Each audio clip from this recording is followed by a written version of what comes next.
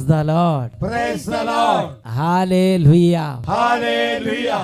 അഭിഷേകാഗ്നിയുടെ എല്ലാ പ്രേക്ഷകർക്കും രക്ഷിതാവും കർത്താവുമായ യേശുക്രിസ്തുവിൻ്റെ അത്ഭുത നാമത്തിൽ കൃപയും സമാധാനവും.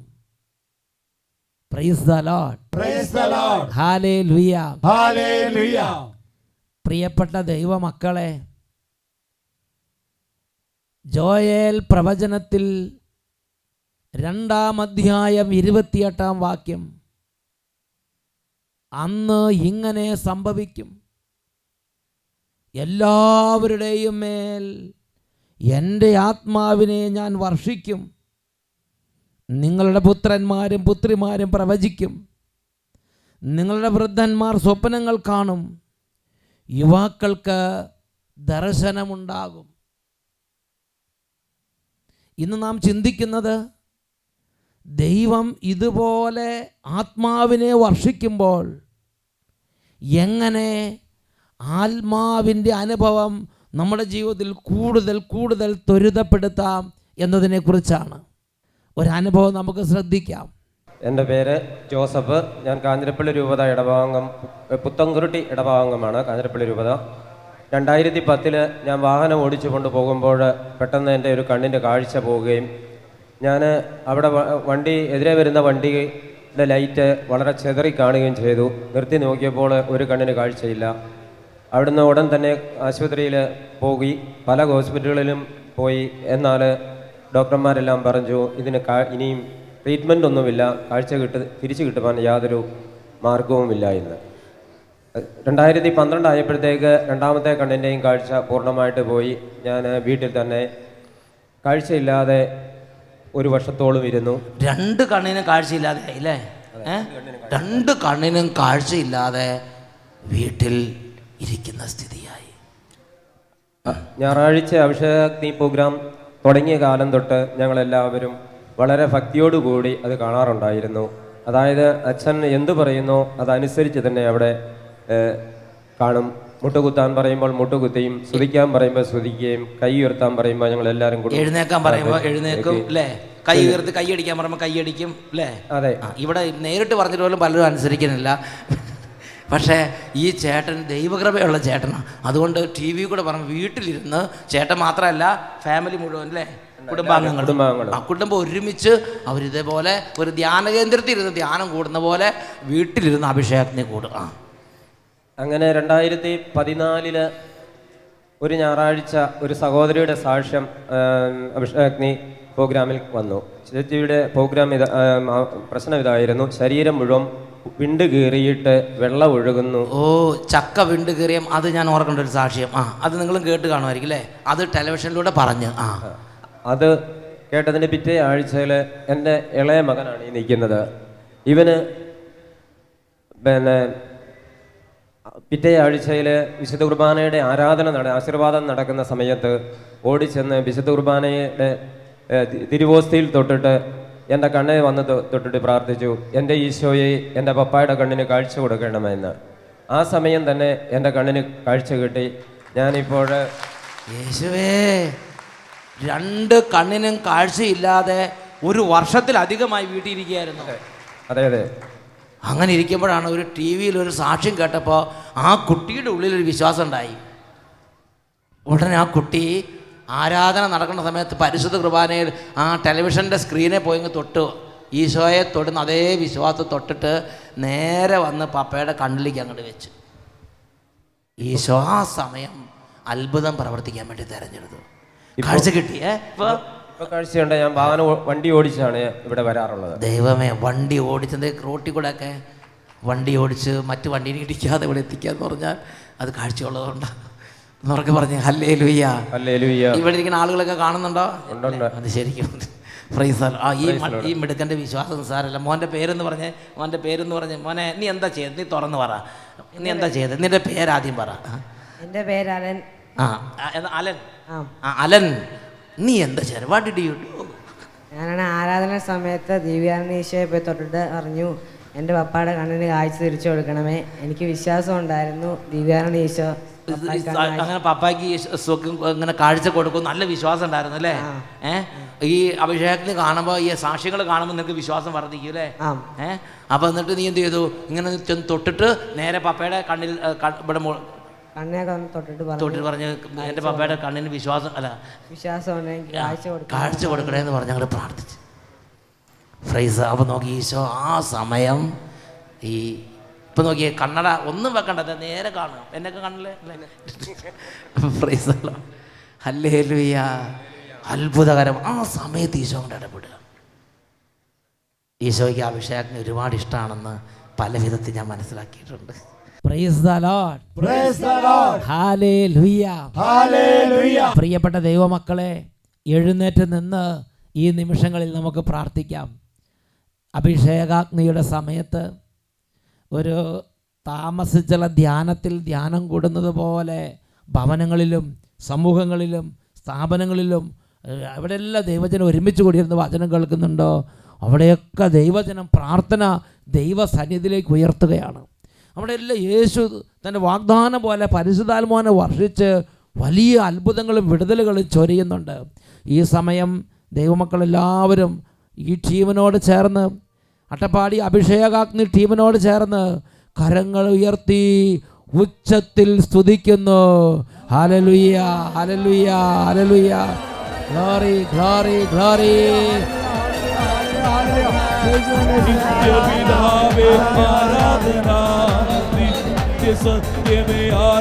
ഓ പരിശുദ്ധാത്മാവേ, ആരാധന, നിതാന്ത സ്നേഹമേ ആരാധന, വലിയ തീഷ്ണതയോടെ പിതാവേ ആരാധന, നിത്യ സത്യമേ ആരാധന, പരിശുദ്ധാത്മാവേ ആരാധന, നിതാന്ത സ്നേഹമേ ആരാധന, കരങ്ങളടിച്ച് ആരാധന അങ്ങേക്ക് ആരാധന, പരിശുദ്ധാത്മാവേ ആരാധന അങ്ങേക്ക് ആരാധന, കൈയടിച്ച് ആരാധന അങ്ങേക്ക് ആരാധന, ആരാധന അങ്ങേക്ക് ആരാധന, ആരാധന അങ്ങേക്ക് ആരാധന, ആരാധന അങ്ങേക്ക് ആരാധന, ആരാധന അങ്ങേക്ക് ആരാധന, ആരാധന അങ്ങേക്ക് ആരാധന.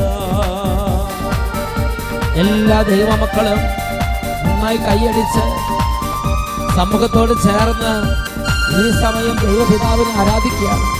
എല്ലാ സൃഷ്ടികളോടും ചേർന്ന്, മാലാഖമാരോട് ചേർന്ന്, സഭയോട് ചേർന്ന് കൂട്ടായ്മയിൽ ആരാധിക്കുന്നു. സൃഷ്ടികളെല്ലാം സൃഷ്ടാവിനെ ആരാധിച്ചിടുവിൻ. Glory, glory, glory. ഭൂവാസികളെ ദൈവപുത്രനെ ആരാധിച്ചിടുവിൻ. കൂട്ടായ്മയിൽ സൃഷ്ടികളെല്ലാം സൃഷ്ടാവിനെ ആരാധിച്ചിടുവിൻ. ഭൂവാസികളെ ദൈവപുത്രനെ ആരാധിച്ചിടുവിൻ. കൈകൾ ഉയർത്തി കൈയടിച്ച് ആരാധന അങ്ങേക്ക് ആരാധന, ആരാധന അങ്ങേക്ക് ആരാധന, ആരാധന അങ്ങേക്ക് ആരാധന, ആരാധന അങ്ങേക്ക് ആരാധന, സന്തോഷത്തോടെ ആരാധന അങ്ങേക്ക് ആരാധന, ആരാധന അങ്ങേക്ക് ആരാധന, പരിശുദ്ധാത്മാവേ ഈ സമൂഹത്തിലേക്ക് എഴുന്നള്ളി വരണമേ. ആരാധന അങ്ങേക്ക് ആരാധന, ആരാധന അങ്ങേക്ക് ആരാധന, ആരാധന അങ്ങേക്ക് ആരാധന, ആരാധന അങ്ങേക്ക് ആരാധന, ആരാധന. കരങ്ങൾ ഉയർത്തി സ്തുതിക്കുന്നു.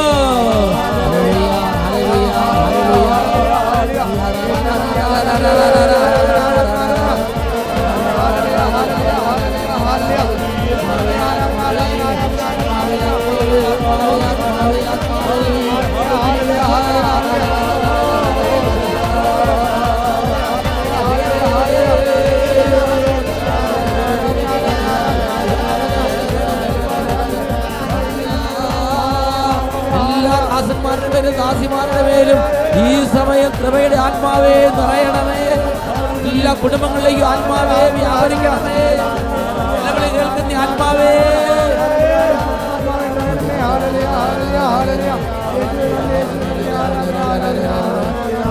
ചൈതന്യം നൽകണമേ. ഉണർവിന്റെ ചൈതന്യം നൽകണമേ. ആത്മീയ ബോധ്യങ്ങൾ നൽകണമേ. വിശ്വാസ കൃപകൾ നൽകണമേ, സ്നേഹം നൽകണമേ, സൗഖ്യം നൽകണമേ, സന്തോഷം നൽകണമേ, ഇപ്പോൾ സ്പർശിക്കണമേ.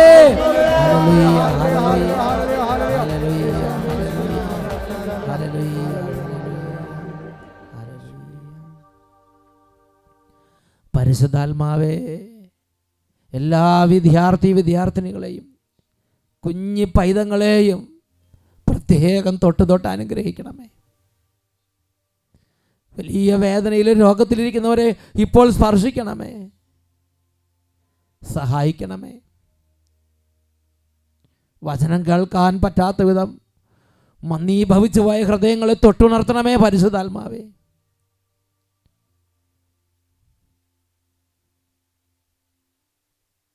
Hallelujah, hallelujah, hallelujah, hallelujah. യേശുവേ, ആരാധന, ആരാധന. Praise the Lord, Praise the Lord. Hallelujah. Hallelujah. സ്വസ്ഥാനങ്ങളിലേക്ക് ഇരിക്കാം. പ്രിയപ്പെട്ട ദൈവമക്കളെ, ജോയേൽ പ്രവചനം 2-ാം അധ്യായം 28-ാം തിരുലിഖിതം വലിയ ഒരു വാഗ്ദാനമാണ് നമുക്ക് നൽകിയിട്ടുള്ളത്. ദൈവം തൻ്റെ മക്കൾക്ക് വെളിപ്പെടുത്തിയിരിക്കുകയാണ്, എൻ്റെ ആത്മാവിനെ ഞാൻ നിങ്ങളുടെ മേൽ വർഷിക്കും. അതിനകത്ത് വിശുദ്ധനാണോ പാപിയാണോ? അതിനകത്ത് കാര്യപ്രാപ്തിയുള്ളവനാണോ ഇല്ലാത്തവനാണോ? മുതിർന്നതാണോ ചെറുതാണോ? ഇതൊന്നും അവിടെ പറഞ്ഞിട്ടില്ല. എൻ്റെ ആത്മാവിനെ ഞാൻ നിങ്ങളുടെ മേൽ വർഷിക്കും. ഇത് ദൈവത്തിൻ്റെ വാഗ്ദാനമാണ്. ഈ വചനം കേട്ടുകൊണ്ടിരിക്കുമ്പോൾ തന്നെ ഈ പ്രവചനം അന്വർത്ഥമാകുന്നുണ്ട്. ദൈവരാജ്യത്തിൻ്റെ എല്ലാ ശുശ്രൂഷകളിലും നമ്മുടെ ജീവിതത്തിൻ്റെ ഓരോ മണ്ഡലങ്ങളിൽ വെച്ച് ദൈവം നമ്മുടെ മേൽ തൻ്റെ ആത്മാവിനെ വർഷിക്കുന്നുണ്ട്. ദൈവാത്മാവിനെ വർഷിക്കുമ്പോൾ ദൈവത്തിൻ്റെ ഒരു മാനദണ്ഡം ഹെബ്രായ ലേഖനം 2-ാം അധ്യായം 4-ാം വാക്യത്തിൽ നാം വായിക്കുന്നുണ്ട്. അവിടെ നമ്മൾ വായിക്കുന്നത് ഇങ്ങനെയാണ്: അത്ഭുതങ്ങൾ, അടയാളങ്ങൾ, പലവിധത്തിലുള്ള ശക്തമായ പ്രവൃത്തികൾ എന്നിവ കൊണ്ടും തൻ്റെ ഇഷ്ടത്തിനൊത്ത് പരിശുദ്ധാത്മാവിനെ ദാനം ചെയ്തുകൊണ്ടും ദൈവം തന്നെ ഇത് നമുക്ക് സ്ഥിരീകരിച്ച് തന്നിട്ടുണ്ട്. അപ്പോൾ പരിശുദ്ധാത്മാവിനെ വർഷിക്കുന്നതിനെക്കുറിച്ച് ഹെബ്രായ ലേഖനം 2-ാം അധ്യായം 4-ാം വാക്യത്തിൽ വെളിപ്പെടുത്തുന്നത് എങ്ങനെയാണ്? തൻ്റെ ഇഷ്ടത്തിനൊത്ത് ദൈവം പരിശുദ്ധാത്മാവിനെ വർഷിക്കുന്നു. ഇപ്പോൾ ഒരു കുടുംബം മുഴുവൻ വചനം കേട്ടുകൊണ്ടിരിക്കുകയാണ്, ഒരു സമൂഹം മുഴുവൻ വചനം കേട്ടുകൊണ്ടിരിക്കുകയാണ്. അതിൽ ദൈവത്തിൻ്റെ ഇഷ്ടത്തിനനുസരിച്ച് ഓരോരുത്തരുടെ മേലും സ്പെഷ്യൽ വിധത്തിലാണ് പരിശുദ്ധാത്മാവിനെ വർഷിക്കുന്നത്. ഇന്നൊരു സാക്ഷി നമ്മൾ കേട്ടതാണ്. ഒരു കുടുംബം മുഴുവൻ ഇരുന്ന് വചനം കേട്ടുകൊണ്ടിരുന്നു. വചനം കേട്ടപ്പോൾ അപ്പനുണ്ട്, അമ്മയുണ്ട്, സഹോദരങ്ങളുണ്ട്, കൂടപ്പിറപ്പുകളുണ്ട്, എല്ലാം ഇരിക്കുകയാണ്. ഒരു ബാലൻ്റെ മേൽ ദൈവം തൻ്റെ ആത്മാവിനെ കുറച്ച് കൂടുതൽ അങ്ങോട്ട് വർഷിച്ചു. അപ്പോൾ ആത്മാവ് അവൻ്റെ മേൽ വന്നു. ആത്മാവ് അവൻ്റെ മേൽ വന്നപ്പോൾ അവന് ശക്തമായ പ്രേരണ, അവന് അടക്കാൻ പറ്റാത്ത ഒരു ഉൾത്തള്ളൽ, ഒരു പ്രേരണ, ഒരു തോന്നിപ്പ്, ഒരു വിചാരം. എഴുന്നേക്കണം, അപ്പൻ്റെ അടുത്തേക്ക് നടന്നു ചെല്ലണം, അപ്പൻ്റെ കണ്ണുകളിൽ കൈകൾ വെച്ച് സുഖം പ്രാപിക്കട്ടെ എന്ന് പറയണം. തലേ ദിവസം ഈ അപ്പനെ കണ്ടതാ. മാസങ്ങളോളം, ഒരു വർഷമായി ഈ അപ്പൻ 2 കണ്ണും കാണാതെ വീട്ടിലിരിക്കുമ്പോൾ ഈ കുട്ടി എന്നും കാണുന്നതാ. പക്ഷേ അന്ന് വചനം കേട്ടപ്പോൾ ദൈവം തൻ്റെ ആത്മാവിനെ ആ ഭവനത്തിലേക്ക് വർഷിച്ചു. ആ ബാലൻ്റെ മേൽ കുറച്ച് കൂടുതലായി ആത്മാവിനെ അങ്ങോട്ട് വർഷിച്ചു. അപ്പോൾ ആത്മാവ് അവൻ്റെ മേൽ വന്നു. ആത്മാവ് വന്നപ്പോൾ ആത്മാവിൻ്റെ ഉണർവ് അവൻ്റെ മേൽ ജ്വലിക്കാൻ തുടങ്ങി. ഒരു 10 പേര് ഒരുമിച്ച് കേട്ടതായിരിക്കും, പക്ഷെ ഒരാളുടെ മേൽ ഉണർവ് കത്താൻ തുടങ്ങി. എനിക്ക് എഴുന്നേക്കണം, എനിക്ക് അപ്പൻ്റെ അടുത്തേക്ക് പോകണം, അപ്പനെ സുഖപ്പെടുത്തണം. പ്രിയപ്പെട്ട സഹോദരങ്ങളെ, ഒരു വൈദികൻ കൈകൾ വെച്ച് പ്രാർത്ഥിക്കുന്നതിനെക്കുറിച്ച് ഒരു പക്ഷേ കുട്ടി കേട്ടിട്ടുണ്ടാവും. അല്ലെങ്കിൽ മുതിർന്ന നല്ല പ്രാർത്ഥന ഗ്രൂപ്പ് ലീഡർ കൈവച്ച് പ്രാർത്ഥിച്ച് സുഖപ്പെടുത്തുന്നതിനെ കുറിച്ച് ആ കുട്ടി കേട്ടിട്ടുണ്ടാവും. ഒരു സിസ്റ്റർ കൈവച്ച് പ്രാർത്ഥിച്ച് സുഖപ്പെടുത്തുന്നതിനെ കുറിച്ച് ആ കുട്ടി കേട്ടിട്ടുണ്ടാവും. എന്നാൽ ആത്മാവിൻ്റെ ഉണർവ് ഉള്ളിൽ അങ്ങോട്ട് കർത്താവ് കൊടുത്തു, പരിശുദ്ധാത്മാവ് നൽകി. ആ ബാലൻ പറയാണ്, ഇനിയിപ്പോൾ ഞാൻ എഴുന്നേക്കും, ഞാൻ ആ ദിവ്യകാരുണ്യത്തിൽ പോയി തൊടും, എന്നിട്ട് എൻ്റെ അപ്പൻ്റെ കണ്ണുകളിൽ വെക്കും, എൻ്റെ അപ്പൻ സുഖം പ്രാപിക്കും. ഈ ഉണർവ് അവൻ്റെ ഉള്ളിൽ കത്താൻ തുടങ്ങി. അവൻ പിന്നെ വേറൊന്നും ചിന്തിച്ചില്ല. ഇത് തിയോളജിക്കലായിട്ട് കറക്റ്റാണോ, ഇതിപ്പോൾ അപ്പൻ എന്ത് വിചാരിക്കും, ഇത് എൻ്റെ ചേട്ടനനിയന്മാർ എന്ത് വിചാരിക്കും, എന്നെ കളിയാക്കുമോ, നാളെ എന്ത്, ഇതൊന്നും അവൻ ചിന്തിക്കുന്നില്ല. ഈ ഉണർവ് അവനെ പുഷ് ചെയ്യുകയാണ്.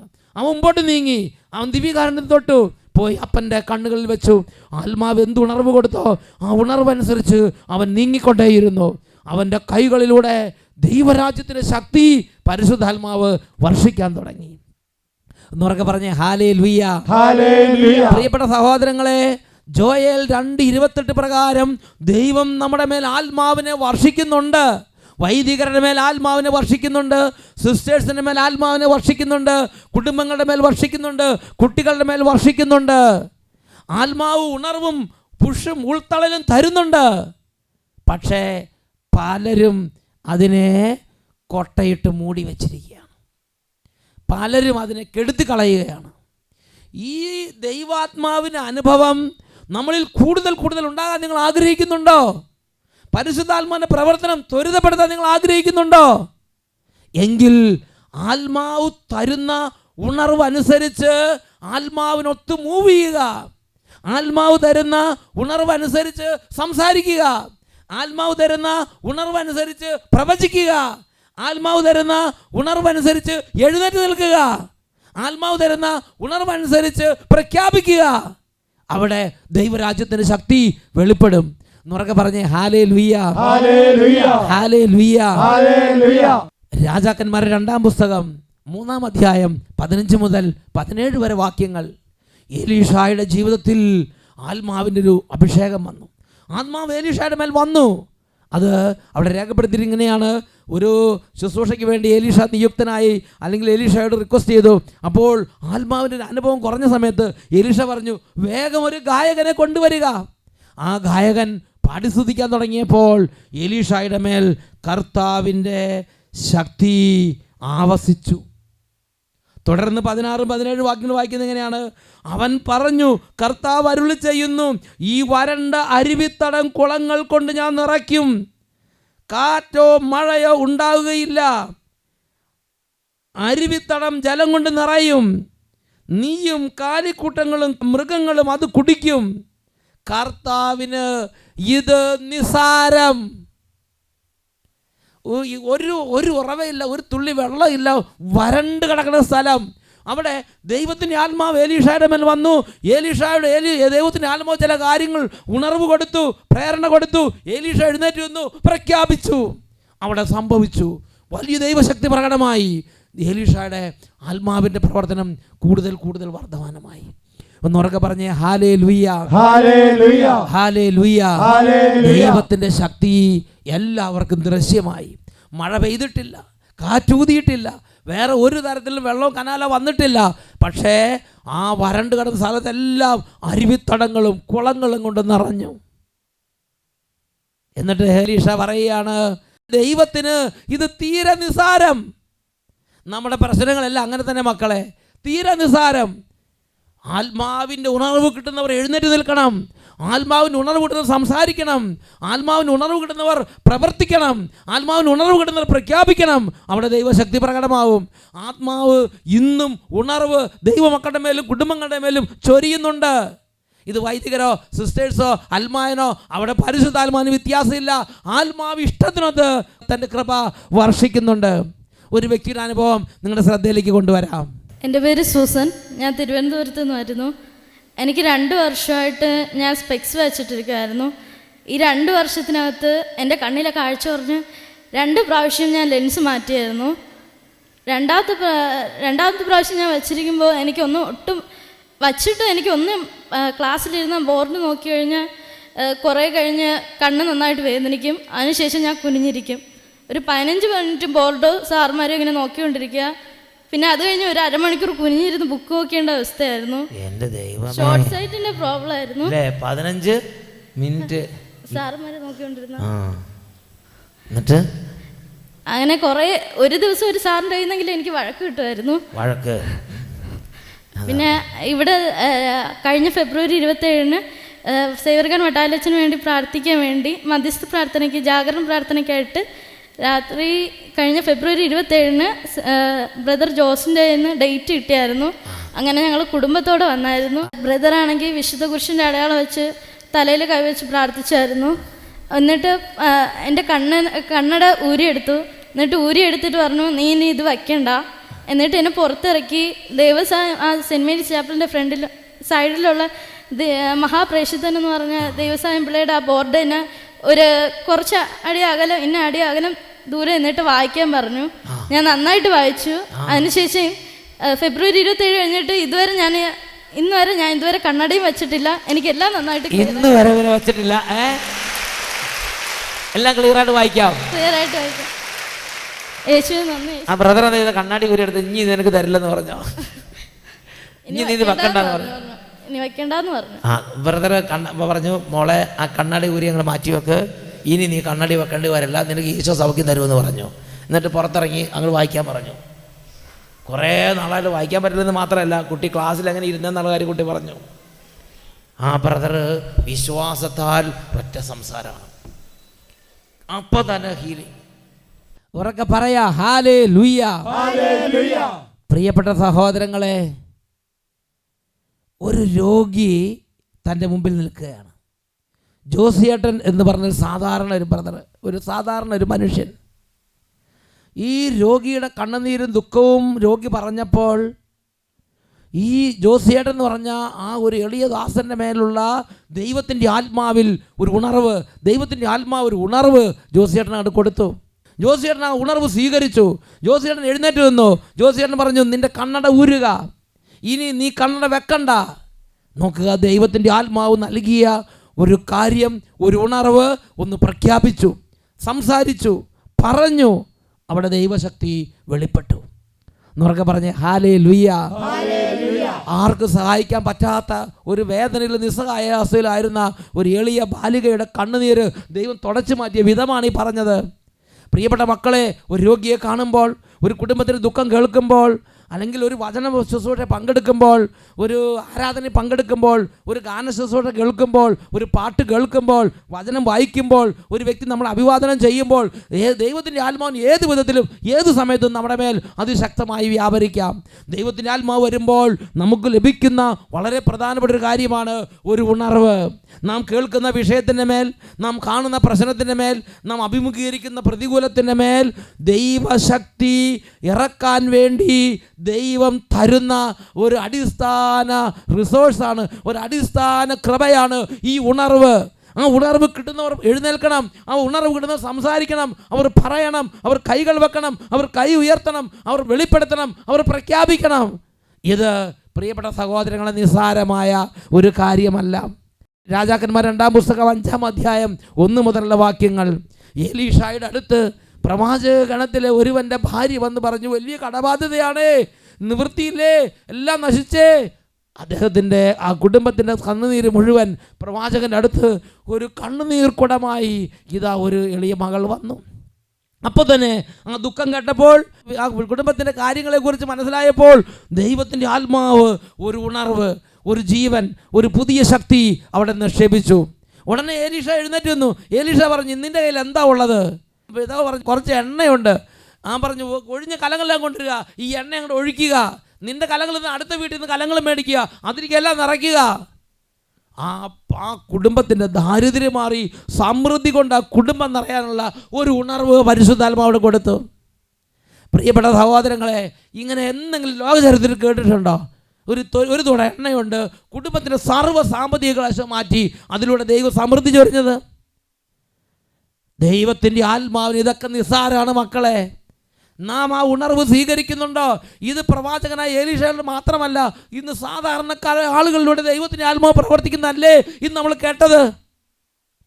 ഈ സമയം എഴുന്നേറ്റ് നിൽക്കാം, 2 കരങ്ങൾ ഉയർത്തി ആരാധനയുടെ സമയത്ത് ഓ ഉന്നത ചൈതന്യമേ നിറയണേ എന്ന് പറഞ്ഞ് നമുക്ക് പ്രാർത്ഥിക്കാം.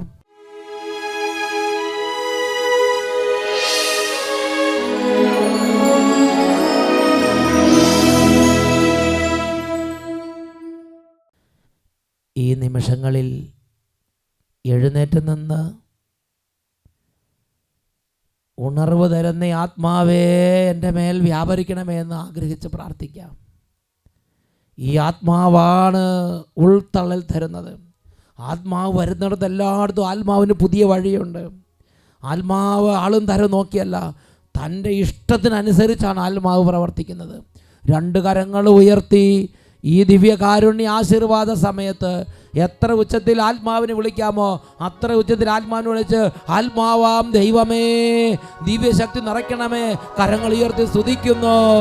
Hallelujah, hallelujah. ആത്മാവേ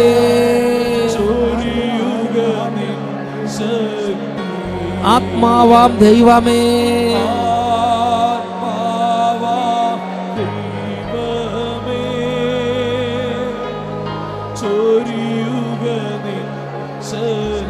കുട്ടികൾ മുതിർന്നവർ കൈകൾ ഉയർത്തി ഉച്ചത്തിൽ വിളിക്കുന്നു.